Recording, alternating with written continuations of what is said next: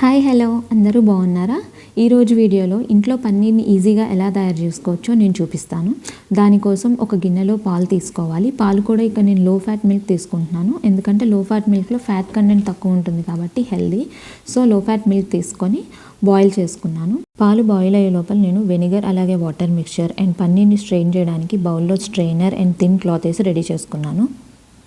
పాలు బాయిల్ అయ్యాక ఇందాక మనం రెడీ చేసి పెట్టుకున్న వెనిగర్ అలాగే వాటర్ మిక్చర్ ఒకసారి కలుపుకొని కొంచెం కొంచెంగా యాడ్ చేస్తూ పాలను కలుపుతూ ఉండాలి.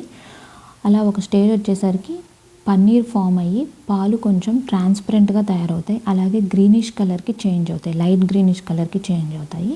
మీరు ఇక్కడ చూస్తున్నట్లయితే నేను చూపిస్తున్నాను, పాలు కొంచెం ట్రాన్స్పరెంట్గా తయారయ్యాయి, అలాగే లిక్విడ్ కూడా కొంచెం గ్రీనిష్ కలర్లో ఉండింది.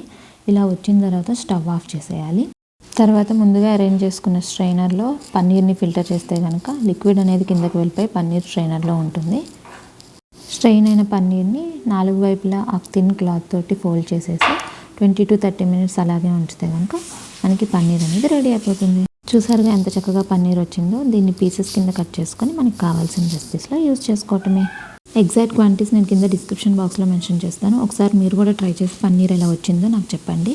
నేను తీసుకుంది లో ఫ్యాట్ మిల్క్ కాబట్టి నాకు లాస్ట్కి 280-300 grams వరకు వచ్చింది. అదే హై ఫ్యాట్ మిల్క్ అయితే కనుక ఇంకొంచెం ఎక్కువ వస్తుంది.